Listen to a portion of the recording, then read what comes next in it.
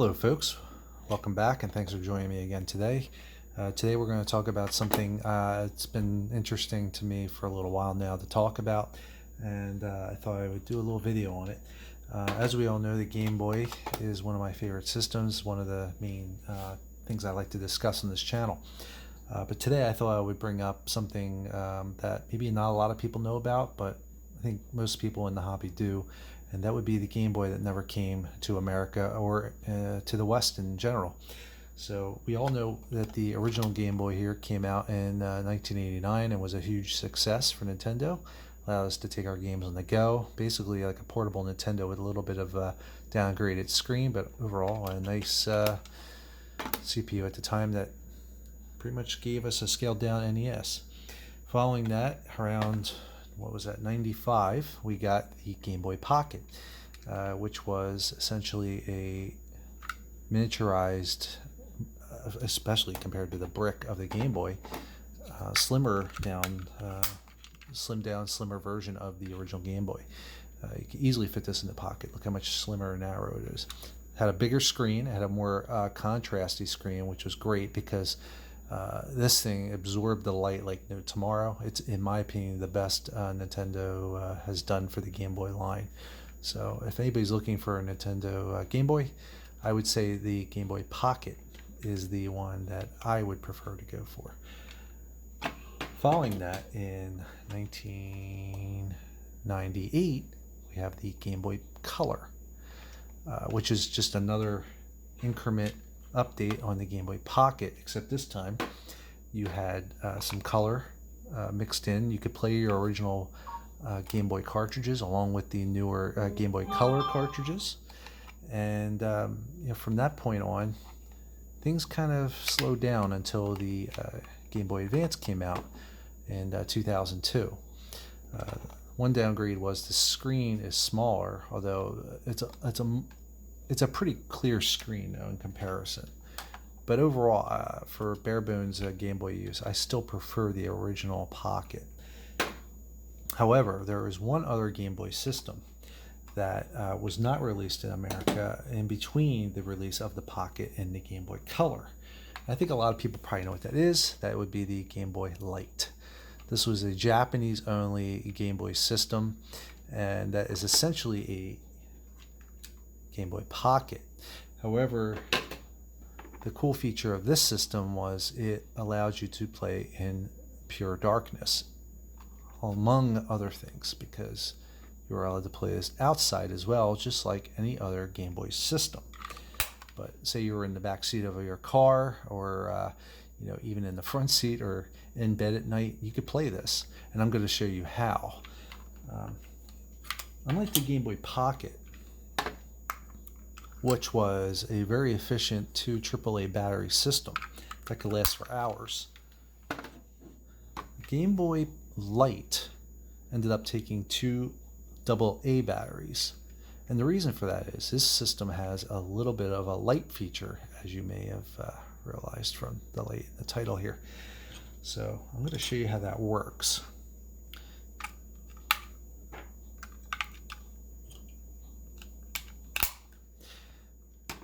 And I brought a couple demonstration cartridges with me. But first, I want to go over the system as a whole. You have the B and A buttons as usual. Much like the Game Boy Color, the B and the A are actually embedded in the buttons themselves here. You can see it in the light there, which is opposite to the printed A and B. Otherwise, we have our standard select and start, up and down, left and right D-pad. We have an extension for the Comlinks cables, which I believe is the same as the Game Boy Pocket. And I say that because Nintendo liked to mix things up. And you'll see here, this is also the same on the Game Boy Color. Now, even though this looks, because of the coloring, like a Game Boy Pocket, the overall design is much more similar, I think, to the Game Boy Color, based on those buttons and even the font, I think, in the start and select. It's kind of a strange hybrid, really. Because now look at the volume speaker out. They look very similar too. But in Japan, Nintendo released this. I believe the release date was 97. And it was not on the market very long before the Game Boy Color came out. This was almost like a stopgap system just to kind of fill some time. And I guess that's why Nintendo decided not to release it here in America. At the time, Pokemon was kind of taking its headstrong attack on the American shores here. It just come out and everybody was going crazy over it. So I think they were trying to stretch things out a little bit. But Japan, on the other hand, I think they figured, well, maybe we'll just release something in between. We need a little more time. But in any case, you can only get these in Japan. This personal model I have here, I'd gotten about a year ago from eBay. And my wife had wanted to get me a Switch OLED. I instead preferred to have had this. I've always wanted one in my collection. And they go for about $150 to $300 depending on their condition and if they're boxed or not. They came in this silver or like a gold kind of color. So at the top here, you're going to notice it's got off, on, and then there's like a little slash in there with light. There's a 3-step process to this because you have off currently, and then you can flick it on, and you're going to get what's essentially a Game Boy Pocket looking experience here. It absorbs the light very well. And on the side here, you have your volume. On the right, you have your contrast. So much like a Game Boy or Game Boy Pocket, you're able to adjust these features. Now, the big thing though, that is what makes this system so great, is you flick this over a third time, and you'll notice you get a little bit of a change of color in the screen. That is the luminescent display that is coming in from the back and providing a light source. So it's bouncing off the reflective polarizer. I'm going to lower this down here, and we're going to see if we can see a difference. Okay. Now in person, this is more of a, you can still adjust the contrast here. In person, this is a little clearer, and it's also a lot more green in color. The best thing I can describe it as is a Palm Pilot. Anybody who's old enough to remember the Palm Pilot backgrounds and how they lit the system, you'll know exactly what this is like. So even though this is a fairly simple technological effect for 2023, at the time this was pretty high tech, at least in terms of Nintendo standards. Because as we all know, this is well beyond the point where Atari had the Lynx and Sega had the Game Gear. So this was a big step for Nintendo to actually include a backlight into a portable system. This is arguably, well, not arguably, this is their first backlit portable handheld. At least in terms of Game Boys. I don't know if you count the Virtual Boy or not. I personally do not count the Virtual Boy as part of the Game Boy lineup. But as you can see, this is perfectly playable, and certainly playable if you were in a dark environment, say in bed or the back seat of a car. Like if you were a kid at the time, this would be invaluable. And I know as a kid myself, I mean, I got the Game Boy when I was in my teens, back when it came out. And even then, when we make our big cross-country trek to Arizona at the time from the East Coast here, I would have loved to have been playing Link's Awakening in the backseat of a car with this kind of technology. It would have been amazing in 1993. So even this is a late effort for Nintendo, for them it's a pretty technological feat. And of course, as I said today, this type of technology, is kind of old hat. I mean, nowadays we have the LCD displays that you can incorporate into Game Boys, and all sorts of different types of mods and LCDs. I've even shown a few in this channel in the past. So there's the backlight, there's the off light, there's the off of the system.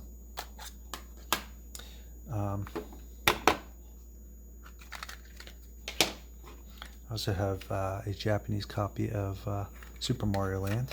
I'll give you another game to kind of demo off here.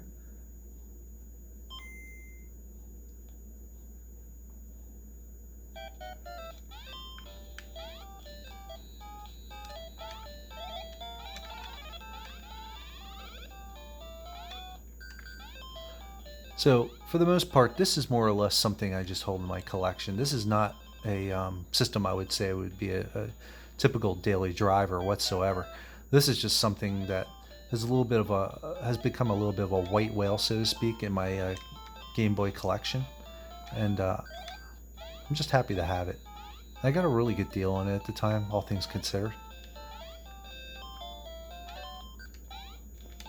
This was from a U.S. seller, and his story was that when he was in Japan years ago, he came across this in one of the game stores, and he always wanted one.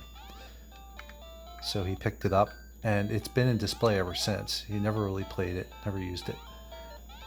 And I think he was just trying to cut down, and I think he figured, and this was also during the pandemic.